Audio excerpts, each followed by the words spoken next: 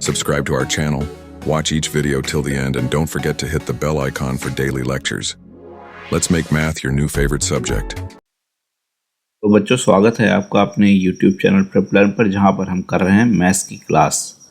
तो आगे बढ़ने से पहले सबसे पहले तो आप चैनल को सब्सक्राइब कर लीजिए। और आज जो हम टॉपिक करने जा रहे हैं वो होगा प्रॉफिट एंड लॉस। अपने पिछले लेक्चर में हमने प्रॉफिट एंड लॉस का कॉन्सेप्ट तो समझा था, किस तरीके से प्रॉफिट एंड लॉस के क्वेश्चन सॉल्व होते हैं, और 2-3 प्रॉब्लम्स देखे थे। आज हम इसके कुछ और प्रॉब्लम्स देखेंगे, साथ में हम देखेंगे कि डिस्काउंट क्या होता है।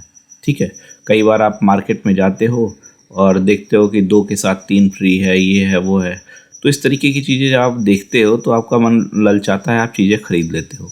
लेकिन एक्चुअल में उसका क्या मोटिव होता है शॉपकीपर का, वो अपना माल जो होता है वो क्लियर करना चाहता है, और आप कम से कम में ज़्यादा से ज़्यादा लेना चाहते हैं। तो ये सारी चीज़ें किस तरीके से क्वेश्चन इस तरीके के सॉल्व होते हैं, उन सब चीज़ों को हम आज देखेंगे। ठीक है, तो चलिए शुरू करते हैं, और बिल्कुल कॉन्सेप्चुअल स्टडी हम लोग करेंगे। जितनी भी टॉपिक्स हैं उसको देखते चलेंगे, साथ में सारे एक्सरसाइज के क्वेश्चन भी करते चलेंगे। बस आपको अपने साथ में नोट्स बनाते हुए चलना है, और डेली का डेली आपको प्रिपेयर करते हुए चलना है। तो चलिए शुरू करते हैं। और आज हम लोग क्या देखने जा रहे हैं, क्लास 8th का मैथमेटिक्स। हालांकि क्लास 8th की मैथमेटिक्स अगर आप देखना, कई बच्चों की क्लास 7th में भी प्रॉफिट एंड लॉस का चैप्टर वगैरह होता है, तो उन लोग के लिए भी यूज़फुल है, क्योंकि कॉन्सेप्ट तो बदलने वाला नहीं है जहाँ पे भी है। ठीक है, तो चलिए शुरू करते हैं अपनी आज की क्लास। और आज हम क्या देखने जा रहे हैं, प्रॉफिट एंड लॉस। और चैनल को ज़रूर सब्सक्राइब कर लीजिए, जिससे बीच में कोई डिस्टर्बेंस ना हो, आप लोग को डेली नोटिफिकेशंस मिलता रहे। इसलिए इस तरीके से हम आगे बढ़ेंगे।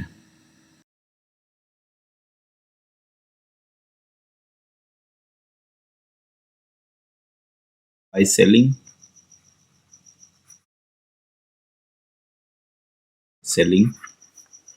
35 greeting cards, 5 greeting cards,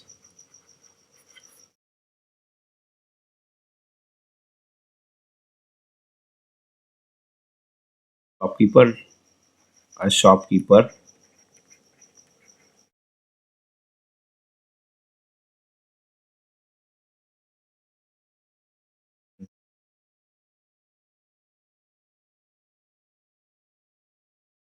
equal to amount equal to the selling price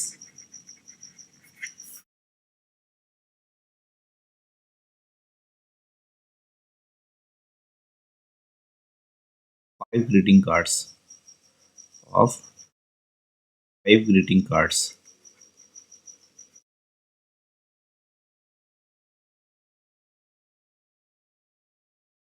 is loss percentage, is loss percentage। Question में सबसे पहले क्या कह रहा है कि by selling 35 greeting cards a shopkeeper loses an amount equal to the selling price of 5 greeting cards, find his loss percentage. तो total greeting cards number of कितने हैं, यहाँ पर गिवन क्या है, टोटल नंबर ऑफ 35 कार्ड्स हैं। और ultimately उसको क्या हो रहा है, सेलिंग पे लॉस हो रहा है। क्या हो रहा है, लॉस हो रहा है। और लॉस कितना है, ये अमाउंट ऑफ 5 कार्ड्स, और अमाउंट की क्या है, उसका सेलिंग प्राइस। सेलिंग प्राइस, ठीक है। हमको क्या करना है, लॉस परसेंटेज फाइंड आउट करना है। तो यहाँ पर लॉस परसेंटेज फाइंड आउट करना है। तो अगर हम यहाँ पर बात करें तो ना हमको कॉस्ट प्राइस मालूम है, ना हमको सेलिंग प्राइस मालूम है। ठीक है, ना हमको कॉस्ट प्राइस मालूम है, ना अभी हमको यहाँ पर सेलिंग प्राइस मालूम है। हमको केवल क्या पता है कि हमको यहाँ पर उसको लॉस हो रहा है। ठीक है, उसको लॉस हो रहा है। तो थोड़ा सा देखते हैं हम लोग। पहले सबसे पहले तो मान लेते हैं कि let selling price, let selling price of 1 card equals to S, equals to S. अगर एक कार्ड की सेलिंग प्राइस एस है तो टोटल 5 कार्ड की सेलिंग प्राइस क्या हो जाएगी? 5 कार्ड्स। तो इसलिए 5 कार्ड्स की सेलिंग प्राइस क्या हो जाएगी? 5s के बराबर हो जाएगी, इक्वल्स टू 5s। 5 कार्ड्स की सेलिंग प्राइस 5s के बराबर हो गई। तो और यही क्या है, ये चीज क्या थी? 5 कार्ड्स की सेलिंग प्राइस क्या थी? वही उसका क्या था? लॉस था।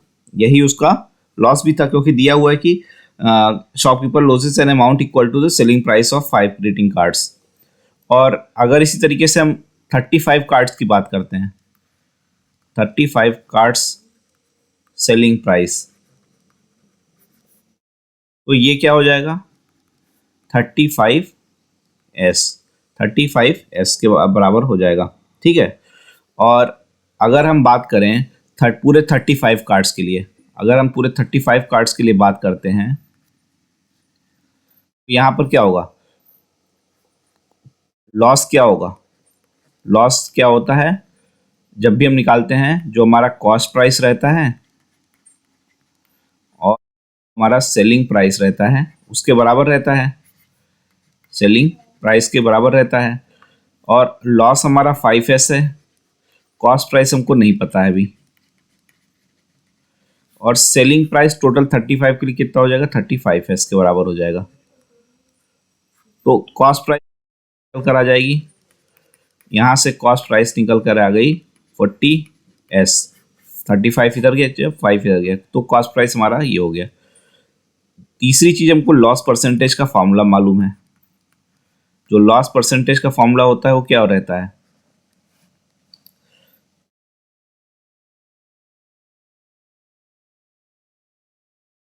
Upon cost price into 100। Loss हमारा 5s है, ये 40 है, ये 100 है।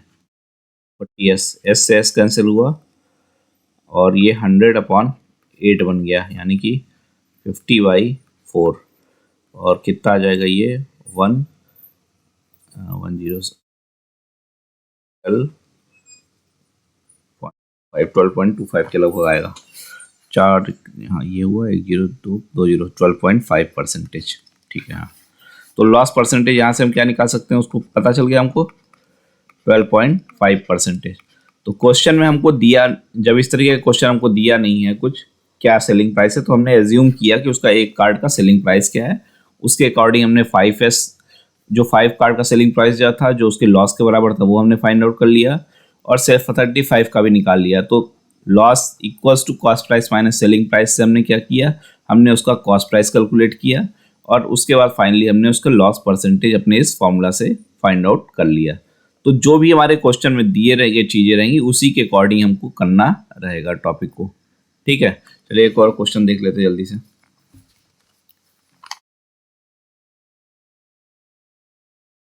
A man bought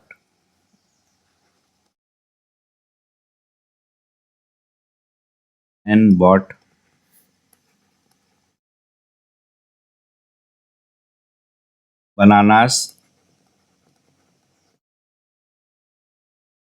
at the rate of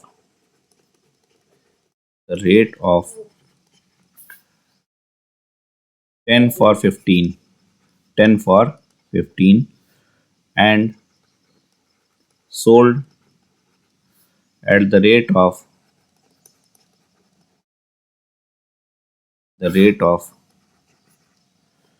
1 dozen, but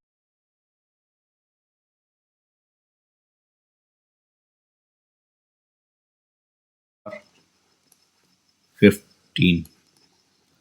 Find his in or percentage.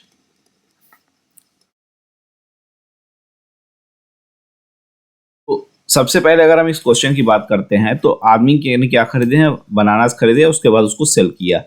और अगर उसने क्या किया, सबसे पहले जो बनानास खरीदे हैं वो टोटल उसने 10 बनानास खरीदे, तो कॉस्ट प्राइस ऑफ 10 बनानास क्या दिया हुआ है हमको? Equals to 15। तो यहाँ से 1 बनाना की कॉस्ट प्राइस हम निकाल सकते हैं। Cost price of 1 banana simple सा 15/10 यानी कि ₹1.5 का 1 बनाना हुआ कॉस्ट प्राइस। सिमिलरली अगर हम सेलिंग प्राइस की बात करें तो सेलिंग प्राइस ऑफ कितने उसने किए हैं, डजन। डजन में कितने होते हैं, 12। तो 12 बनाना को उसने 15 में सेल किया। यहां से सेलिंग प्राइस ऑफ 1 बनाना क्या आया, देखते हैं, 50/12 यानी कि सीधा सीधा क्या आ गया, ये 1.25। तो अगर हम इसको देखें तो यहाँ पर कॉस्ट प्राइस जो है वो ग्रेटर देन है सेलिंग प्राइस के। अगर ऐसी सिचुएशन है तो सीधा सब एक ही मतलब निकलता है कि उसको क्या हो रहा है, मैन को लॉस हो रहा है। क्या हो रहा है, लॉस हो रहा है। अब नेक्स्ट चीज हमको क्या फाइंड आउट करनी है, हमको फाइंड आउट करनी है कि उसको लॉस का परसेंटेज उसकी कितना है। एक चीज तो हमने निकाल लिया कि उसका लॉस हो रहा है, दूसरा चीज हमको लॉस परसेंटेज अब फाइंड आउट करना है। और लॉस परसेंटेज की अगर हम बात करें तो लॉस परसेंटेज क्या होगा, loss upon cost price into 100, यानी कि ये क्या हो जाएगा, cost price minus selling price upon cost price into 100। ठीक है। और यहाँ पर कॉस्ट प्राइस क्या हमने निकाला, 1.50, ये निकाला 1.25, और यहाँ पे कॉस्ट प्राइस 1.50 इंटू 100। ठीक है। तो इसको अगर हम करने जाएंगे 0.25 ये हुआ, 1.50 इंटू 100, यानी कि ये 2500 150 50/3, और इक्वल्स टू अगर हम करेंगे इसको 16.67%। तो लॉस परसेंटेज उसका क्या निकल के आएगा, 16.67%। ठीक है। इस टॉपिक हम लोग जो शुरू करने जा रहे हैं होगा डिस्काउंट।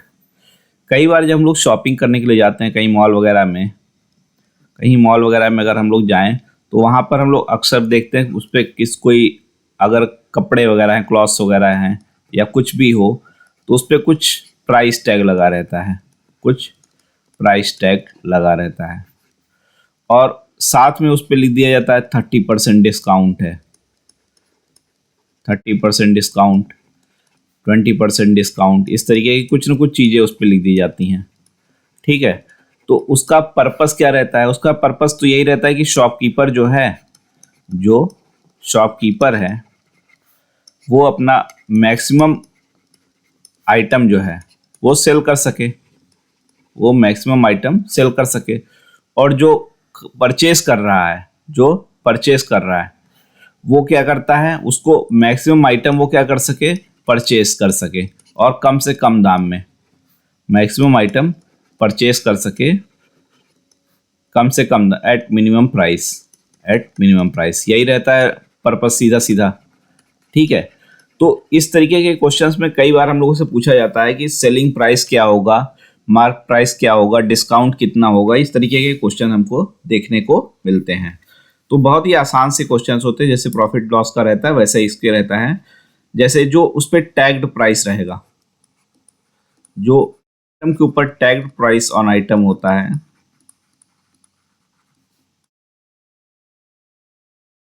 इक्वल्स टू होता है मार्क्ड प्राइस के, बोलते हैं मार्क प्राइस, MP प्राइस, और इसको हम आइटम प्राइस भी बोलते हैं या आइटम प्राइस भी बोलते हैं, दोनों में से कोई भी लैंग्वेज यूज की जा सकती है। ठीक। और जो हमारा सेलिंग प्राइस होता है, वो हमारा क्या रहता है, marked price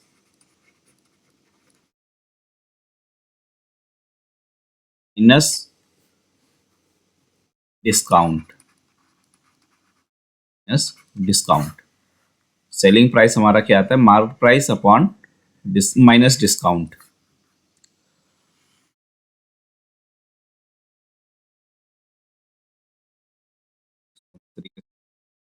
is equals to mark price minus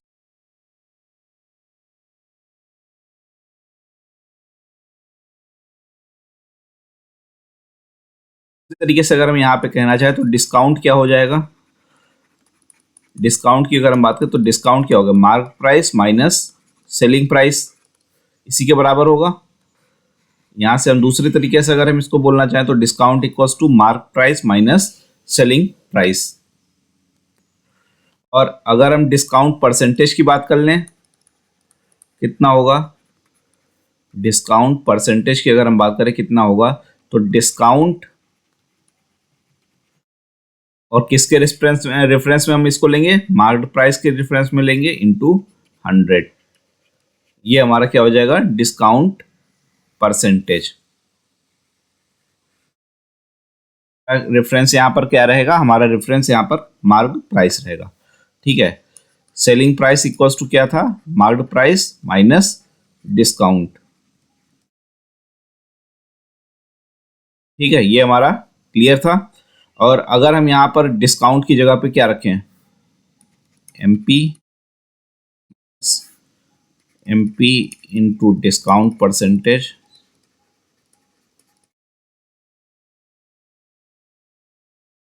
on discount,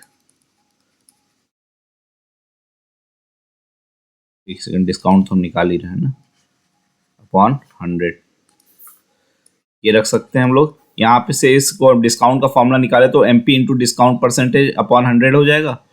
इसको अगर हम ऐसे लिख दें 100 MP minus MP discount percentage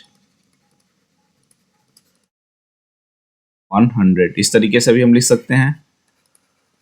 और यहाँ से हमारा एमपी कॉमन आ गया, 100 माइनस डिस्काउंट परसेंटेज ऑन 100,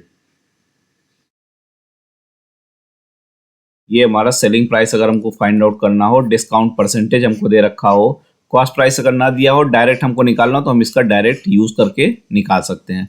जहाँ पे हमको मार्क प्राइस दिया हो, डिस्काउंट परसेंटेज दिया हो और सेलिंग प्राइस पूछ रखा हो, या कोई तीनों में से कोई दो चीज़ दी हो, तीसरी चीज़ निकालनी हो, तो हम इससे डायरेक्ट निकाल सकते हैं, हमें कॉस्ट प्राइस की ज़रूरत नहीं पड़ेगी। ठीक है, तो ये कुछ बेसिक से फॉर्मूलाज हैं जो हमको जानने चाहिए डिस्काउंट के लिए। सीधी सी बात क्या है, जो उस पर आइटम टैग्ड प्राइस है वो क्या है, मार्क्ड प्राइस है। सेलिंग प्राइस क्या होगा, मार्क्ड प्राइस माइनस डिस्काउंट। यहाँ से हम डिस्काउंट निकाल सकते हैं, marked price minus discount.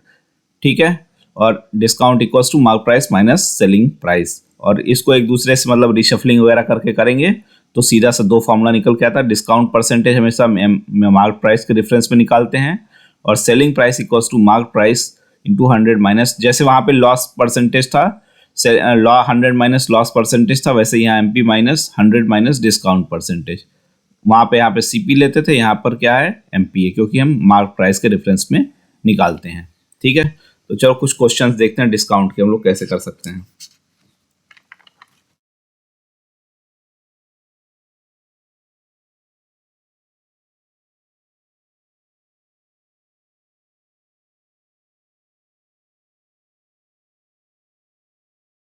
Marked price of a shirt, the marked price shirt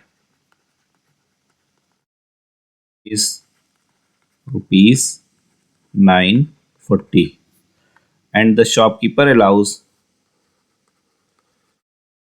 the shopkeeper allows discount of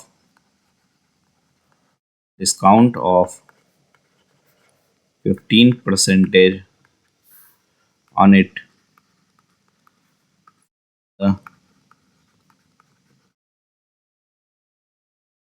The discount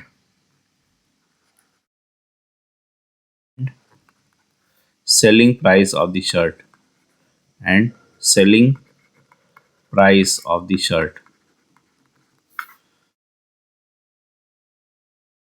ठीक है, तो सबसे पहले तो हमको क्या देखना पड़ेगा, हमको देखना पड़ेगा कि इसमें गिवन डेटा क्या क्या है, इसमें गिवन डेटा हमारे पास क्या क्या है।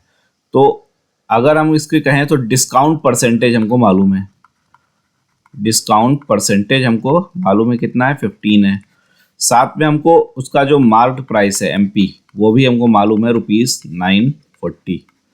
ठीक है, तो दो चीजें हमसे पूछ रहा है, find the discount and selling price. तो डिस्काउंट तो हम बहुत आराम से निकाल सकते हैं, क्यों? क्योंकि हमको मालूम है discount percentage equals to discount marked price into 100 होता है।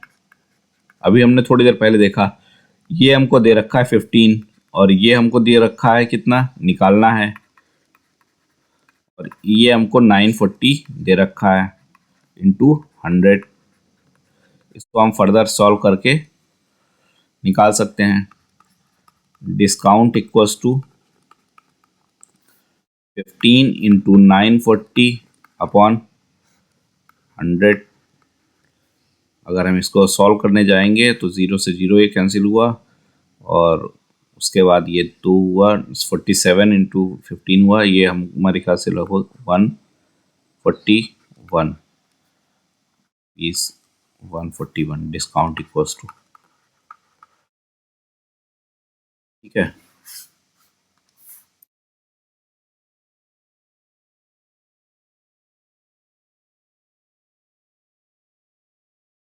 अमाउंट हमको आ गया।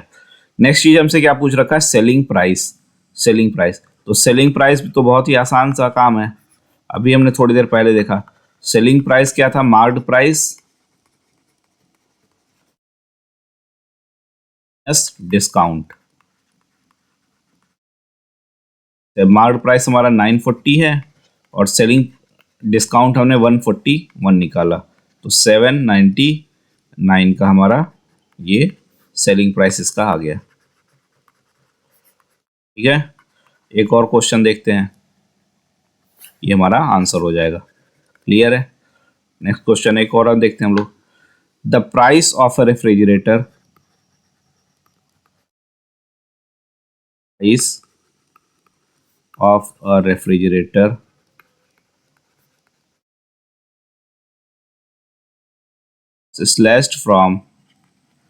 was slashed from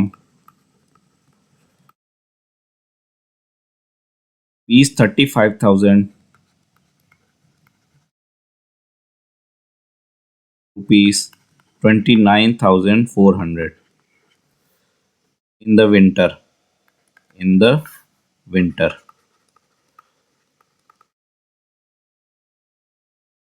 Find the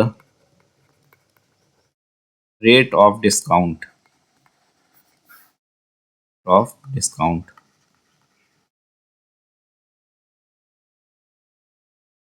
तो इसमें भी क्या है कहानी, हमको सबसे पहले देख रखा है कि मार्क्ड प्राइस उसका क्या था, 35,000 रुपीज था। मार्क्ड प्राइस क्या था, 35,000। उसने सेल कितने पे किया है, सेलिंग प्राइस क्या रख दिया, ₹29,400। ठीक है, तो डिस्काउंट क्या हो जाएगा, दोनों का डिफरेंस आ जाएगा, marked price minus selling price, ₹35,000 minus ₹29,400, यानी कि ये हुआ 5,600, ₹5,600।